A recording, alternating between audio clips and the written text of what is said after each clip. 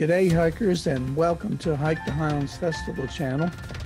My name is Tom Wilson. I'm the host today. We have a special guest, Michael Salter from the Island Trails Organization and PEI. And we're pleased to have him provide us with updates on what's going on with the organization and also some of the latest news that we've been hearing from the Island Trails. So welcome, Michael, and we're glad to have you on the show today. Thank you very much. So I'll just begin now. Yes. So this is my,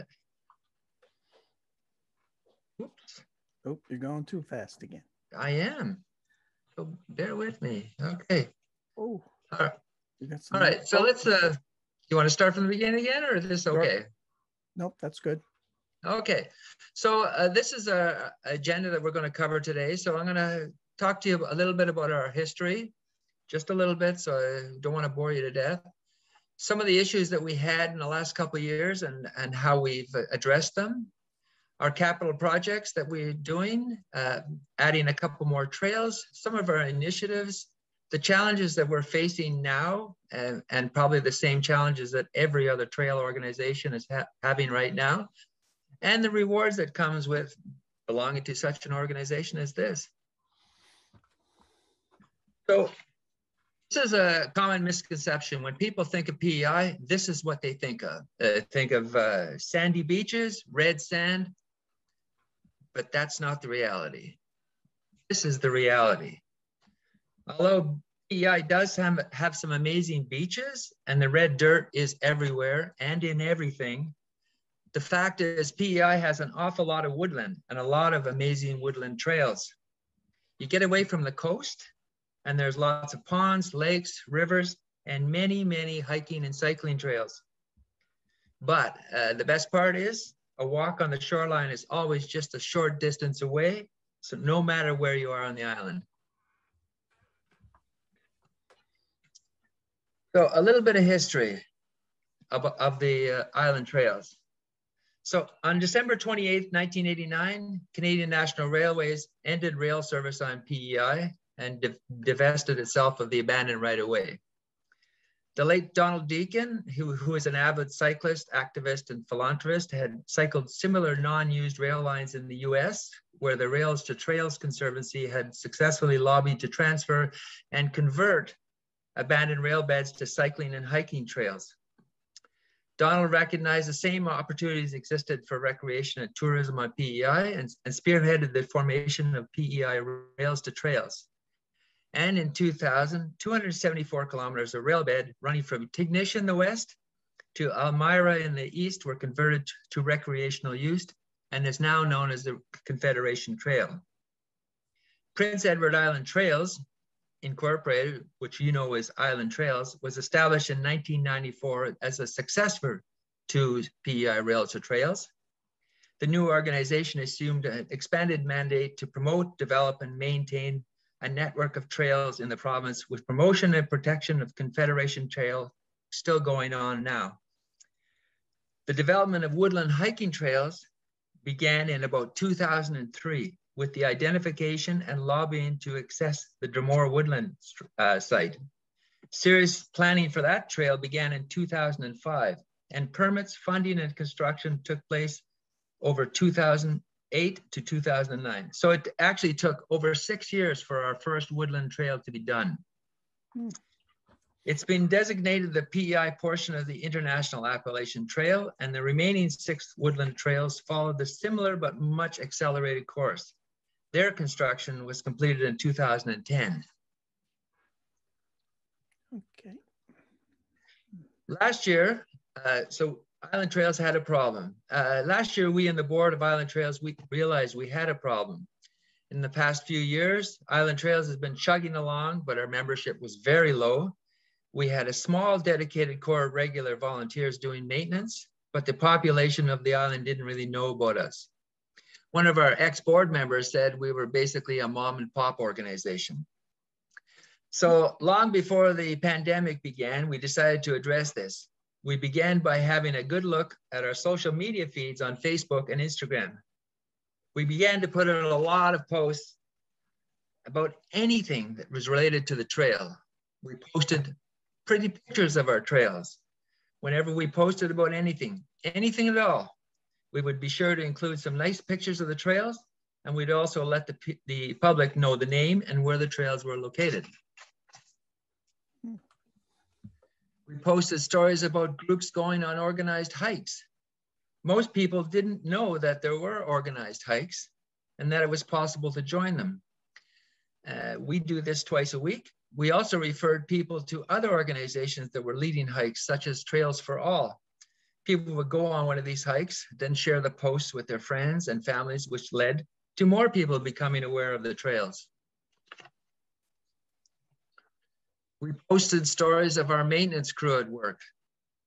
Stories about our maintenance crew are the ones that get the most feedback. And every time we post about maintenance, we get more volunteers and more members. We still need more people that can use a chainsaw, but that's another story. Yeah. And we posted many, many pictures and stories about flora and fauna seen on the trail. Pictures of birds and animals seen on the trails and beaches run a close second to stories about maintenance. Pictures of lady slippers and information about where to see them are always make for a popular post. Islanders like their provincial flower a lot.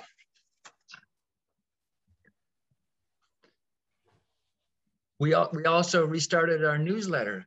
In May of last year, we decided to relaunch the newsletter, which hadn't been published since approximately 2011. The first issue was only 5 pages long, but I decided that it had to have a focus on pictures. It was far more popular than I expected or had hoped. The next issue saw more people stepping up and sending in stories and pictures. And now we now have a quarterly newsletter that is at least 20 pages long and reaches thousands of people. The feedback is great and has spurred membership and donations, so it's definitely worth the effort we're putting into it. All of our hard work is paying off. We really increased our membership. There's no direct monetary gain with each membership we get because we provide laminated maps to each member as part of a membership package and also send out updated maps when they're required. So we basically break even. Where it really makes a difference is that members are far more likely to send in trail updates to let us know if there's a tree down on the trail or cow parsnip needs cutting or anything else that we need to address. They are also far more likely to volunteer to help out. So right now I have an active list of more than 30 people who are willing to drop whatever they're doing and come out and help. And normally this amounts to helping when we're cutting trees or carrying lumber into work sites or helping with trail cleanup. It makes a big difference and the trails are in better shape because of it. Capital projects. So last year, we obtained $30,000 in funding to construct a 1,000-foot boardwalk in the Drumore Woodland Trail. There were portions of the trail that were always wet, and so it was always muddy, and erosion was becoming a very serious problem. We hired contractors to do the actual building of the boardwalk because that was part of the conditions of our funding, but all the materials were carried into location by over 35 very dedicated volunteers. This is from the last day of construction after all these volunteers had carried in the last trailer load of wood into the bush. They were tired, but they were pretty happy. This year, we may have bitten off a little bit more than we can chew, but we're going to give it a go. This year, we secured $75,000 in funding from Active Transportation, and we have decided on this ambitious agenda. We'll be rerouting part of the North Cape Trail because the cliffs are eroding into the ocean, and it's becoming quite dangerous. We're going to replace 7 bridges on the Drumore Trail, not only because they're falling apart, but because they're too narrow for snowshoers in the winter. I get plenty of feedback about that topic every winter. And we're putting another 500 feet of boardwalk into Drumore. We have so many more users now, there's a problem with erosion, and a boardwalk is an easier fix than rerouting the trail. On the Bredalbin Trail, we've put up a rope and post safety barrier to stop people from slipping down a steep section of the trail into the river. And we're adding a short section of boardwalk. But the biggest job is the construction of 2 new trails. We're in the final stages of obtaining a lease for the Forest View property. And once that is complete, we'll be building a 30-foot bridge and 1,000 feet of boardwalk. For the Selkirk property, we've completed everything except signage in the parking lot. And update, the parking lot's done as of yesterday. This should be completed by August when we have our grand opening. So the Selkirk Forest Walking Trail is a woodland trail located in the southeast area of the province and is a partnership between the McPhail Woods Ecological Forestry Project and Island Trails. The trail already existed, and all that was really required was a general cleanup of deadfall, rerouting of one section of trail for safety reasons, construction of 80-foot of boardwalk, installation of signage, and a parking lot. The Montague River runs through it. There's a mature hemlock grove, a beech forest, a section of very old and massive yellow birch. Yellow birch is so big that 2 men can't put their arms around it. They're huge. They're definitely old growth. Yep. And there's a white pine plantation. With all the loops and trails, it will tally up to approximately 9 kilometers. And when we're done that, we're going to seek permission from a private landowner to build a short section of trail between the trail and the Confederation Trail. His property just happens to be in between. So it's only about 50 meters. So if we can pull this off, we'll have something special there. Yeah, that sounds good. And the Forest View Trail is located in Western Prince County. And this is an area that really doesn't have a lot of trails. Queens and Kings has a lot of trails, Prince not so much. So last year we were approached by a local community group that wanted to further develop an already existing trail on forestry land. They had approached government, but were told they needed to work with an established organization to take on a lease. So we were called. There have been many delays on the way, and I received a master's education is what is required when developing a new trail on Crown land. However, I do expect we'll be beginning construction on a bridge and boardwalk in the very near future. And then we need to put in signage and then build a parking lot, but we'll get there. So last year, when we discovered we would not be able to participate in Hike the Highlands due to COVID, our Vice President, Sarah DeVoe, spearheaded a triple trail trek where participants would walk 3 different trails in one day. And yes, we absolutely stole the idea from you, but imitation is the sincerest form of flattery, isn't it?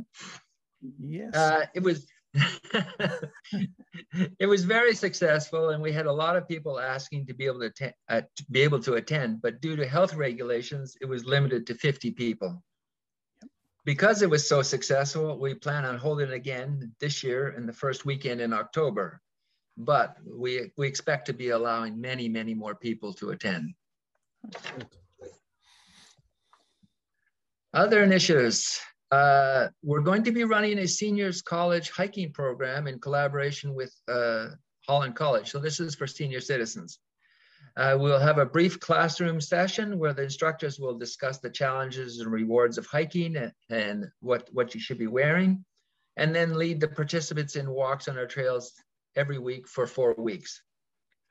Our thought is that if we can get them out on the trails once and they're prepared and have a good time, then we know we can get them out again and again. And this year we instituted trail inspections every spring and autumn, where we check on the conditions of all the bridges, boardwalk, and general condition of our trails. We use the information from the inspections to plan our maintenance schedule, and also to have projects on the shelf ready to go should a funding opportunity suddenly arise. We've also brought back the role of trail captains. These are people who live close to the trail and walk it regularly.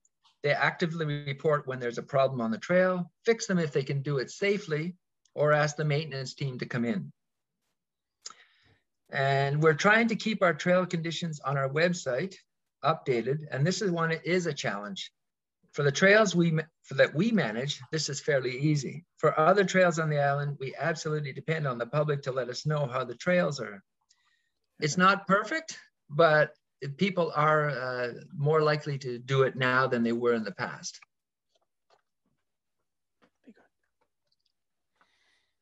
The Island Walk. The Island Walk is an initiative that began in 2019 and is being spearheaded by Bryson Guptill. He's our committee leader. It sounds like there's a cat, who led a group around the island to see if the walk was plausible. It was. The Island Walk is a 700-kilometer walking trail that loops around PEI. It takes approximately 2 days to complete if you walk 20 to 25 kilometers per day. Although there was a woman who just walked it in 16 days, so anything's possible. The trail follows the outer perimeter of the island with a mix of inland and coastal sections that allow you to see both the tips of the island at North Cape and East Point. The trail goes through PEI's major cities of Charlottetown and Summerside, as well as many small communities. The trail is a wide loop that allows walkers to end the walk exactly where they started. The walk takes you along the ocean, much of the Confederation Trail, red dirt roads, beaches, and through quiet secondary roads in the island. It is not a technically difficult walk, so it has options for everyone. You can complete the entire walk in one go or tackle it in sections. There is a website, the Island Walk CA, that has far more information on this. So this is the route the trail follows, and you can see how it tries as much as possible to stay on the coast. This is our most ambitious initiative I think we've ever done, and we're still not sure how it's going to play out in the long run. It's quite possible it will need to be turned over to the province if we can prove it can bring in tourists, and I think it can. From all the inquiries we're getting from Canada and around the world, I believe this is going to be a winner. Challenges. Like every other area across the country, we've seen a massive increase in trail use. We have seen some minor vandalism, but nothing serious we've been able to keep up. Dogs off leash. We've had to try to convince some trail users that their dogs need to be on leash. We've had a few cases where other trail users have been bitten and other dogs attacked. It's a matter of trail etiquette and education, and it's a difficult one. The increased use has caused increased maintenance requirements, with sections of the trails being torn up by people walking on the trail when it is very wet, so it requires more boardwalk. And even when you put up a sign saying, please stay off the trail, it's too wet to walk on, people have driven out there, they're going to go walk. And more boardwalk means more funding, which requires more funding applications, which I think that's my secondary purpose here. We are a completely volunteer organization, so one concern that I always have is the volunteer burnout. We're asking a lot of our volunteers, and even though we have more than in the past, it's still a small cadre, and I don't want them to feel like what they're doing is an obligation or a job. And rewards, knowing that thousands of people are getting out on our trails, getting some exercise as well as a mental health break is something that makes me very happy. When we're doing up maintenance on the trail and we meet hikers, they are always very appreciative. And that pretty well sums up why we do what we do. Myself personally, I just like to walk the trails on my own, take some pictures of the wildlife, and enjoy the results of one of the best volunteer positions I've ever had. So if you want to find out more about us, check us out on our websites, because we have two, theislandtrails.ca and theislandwalk.ca, as well as our social media feeds. Thank you. Thank you. Just a couple things that I wanted to chat a little bit about more, Mike, is the one thing I always liked about the island trails is that the trails are done in a loop. Right. In Nova Scotia, we have in and out trails, and so we're constantly being constantly worrying about when are we going to face a hiker and what do we do. Do we step off the trail? Do we put our mask on? All that sort of stuff. So I commend you on the way that you do your trails, especially in the construction, that you're trying to keep people to go the same way. Right. And so that you don't have to face that, because it makes people nervous a little bit. And, even though a lot of people now, especially in your province as well as ours, we're getting close to having the first dose is pretty well done. We're looking now at the second dose, and will people feel safer and all that sort of stuff. But we just never know about this stuff. So Right. we have to be on the COVID-19 watch and always worry about safety. Right. In Events Nova Scotia, which is a provincial organization, I started going on their webinars to get ready for this upcoming hiking season. And they suggested, and we've done this for our events, but we have now made a point that we do a COVID-19 plan for every one of our events. So now UK it sort of does that, but they call it a risk assessment. And the most you can do on a group walk now is 30 people. And in Nova Scotia, the most you can do right now is 10 people on a walk. And that includes your guide. So I don't see that changing. I don't know how your concept of the team captain or the trail captains, are you looking something along those lines just to make people feel a little safer? For the trail captains? Or your leader for the hike? Oh, yes. The leader for the hike is just, doesn't matter. You could have a 1 kilometer trail and people will still get lost. So this is why we have trail leaders. When we lead our hikes, we always have a leader and a sweeper. But no, it's not really the safety issue. The COVID issue is, I don't know how to describe it. Here, and now it's 20 people we can have on a hike. So it's like, we're good there. Yeah. But people, I don't know, since about April, people are just sort of like, but whatever. I'm serious. It's not that they're discounting the possibility of COVID, but I mean, we have no cases on the island, and we had a brief uptake where I think we had like 20 some at one time. Yeah. So people, are they getting careless? I wouldn't say careless, but sort of blasé about it, Yes. Yeah. But with all the tourists that came in this weekend, who knows? Good. Yeah, so that's another. I know we're now open, but there was a study just recently done with tourism, and they said that Atlantic Canadians prefer not to open the borders up until September to the rest of Canada. All right. So you can see that we're okay with Atlantic Canada bubble, but we're not okay with the rest of the people. I know. And I can see the reason. Like our numbers are down, so why do we want to increase the risk to have the numbers go back up? Yeah.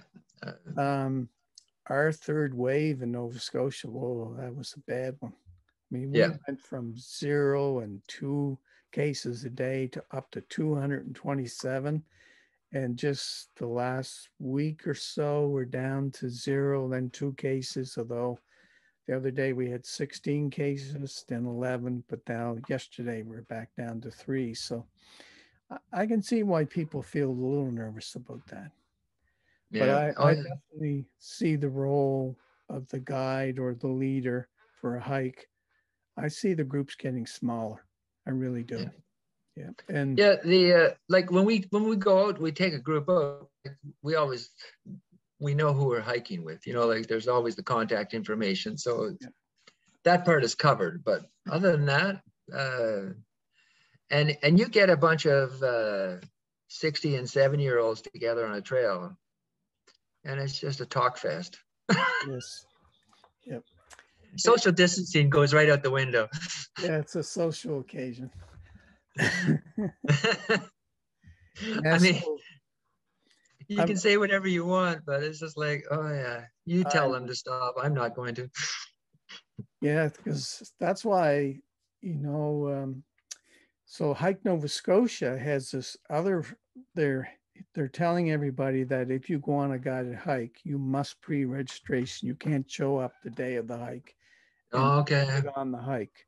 So, and it's just the same thing over in UK. They say you got a pre-registration, and there's a certain, Right. and after that number, we have to say no. So, yeah, I'm sure there's going to be more challenges in the future. No, definitely. Oh yeah. I do like, Bryson mentioned that the you have a Island Trails are working with Recreation Nova Scotia on a mapping project for all the trails on Prince Edward Island. Yes. Now, so you mentioned earlier in your presentation that you're kind of moving into more trails.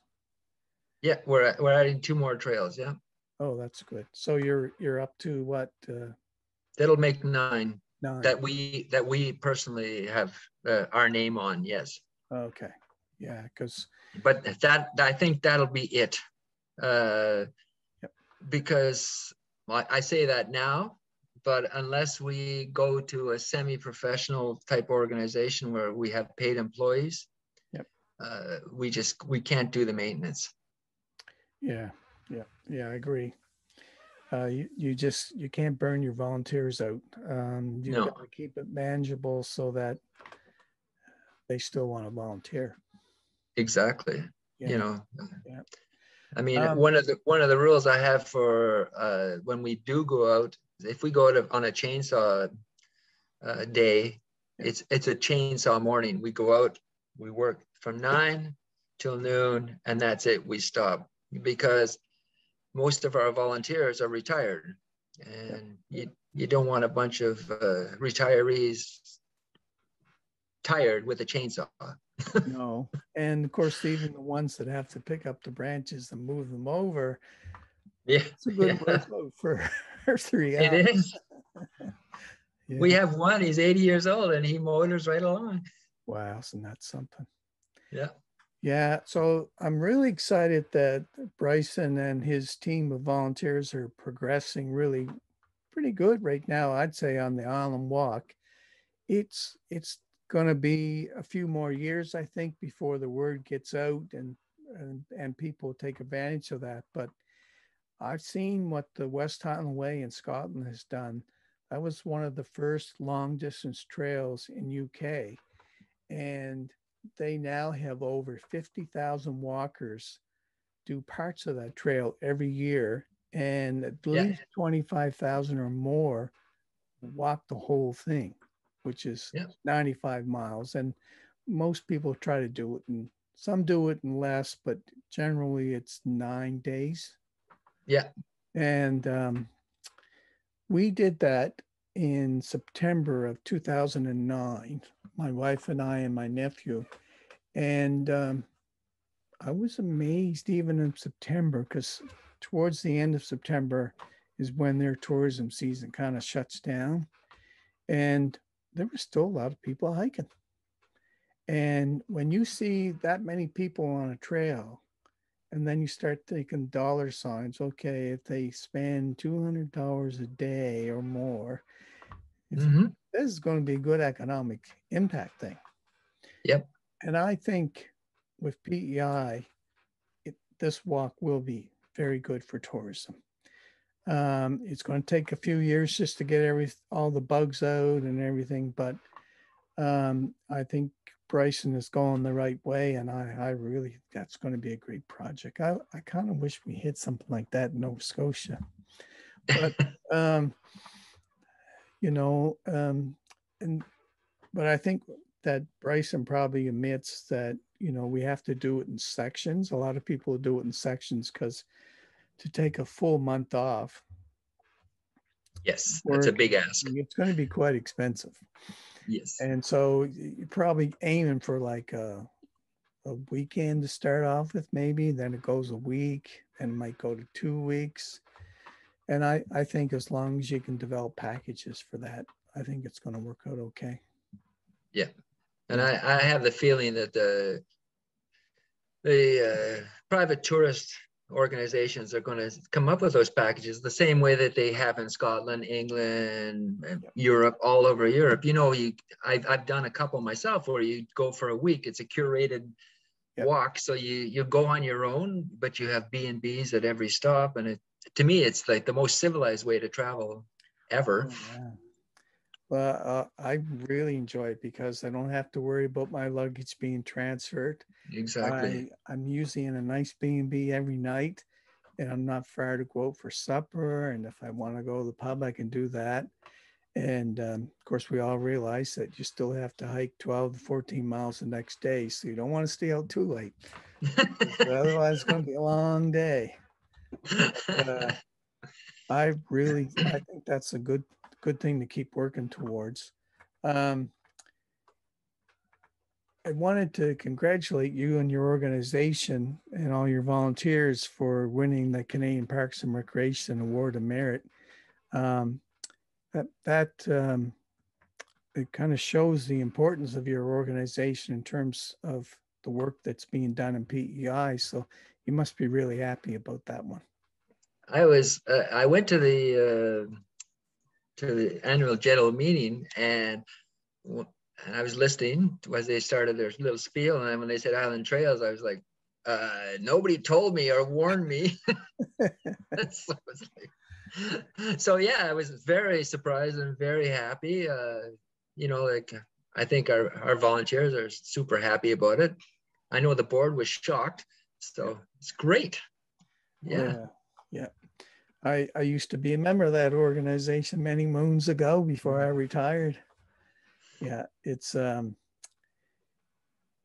great that your organization and the volunteers are being recognized, because your work crews on the maintenance part are certainly well deserving in that, but also too that the people that call in every day or email people to say, here's the trail update and the conditions of the trail. I think that's really important too. It's super helpful. Yeah, I kind of wish that more people would do that in Nova Scotia in terms of, especially in the spring-like conditions, because you're always nervous about, okay, is the river running too high today? Is it safe to walk on the trail? What about the bridges and everything? And then, of course, in the wintertime, people talk about the trail you can snowshoe it, but be leery of some icy sections at certain spots. So, I mean, all that's really important too. Yeah. So thank you for sharing with us your highlights and achievements for this year. And we wish you a great finish to the season. And hopefully I'll get to PEI soon, because I really want to go over. All right. It'd be nice to see you. I have to go and do my paperwork on the PEI pass. Oh, me too. I still haven't done mine. Yes. Always paperwork, no matter how old you are, there's still paperwork. That's right. Yeah. So congrats on a good season so far, and especially on your award. And hopefully we'll see you later this fall. Maybe. All right. Thanks. Pleasure talking to you. Okay. Thanks, Mike. Okay. Thank you. Bye now. Bye now.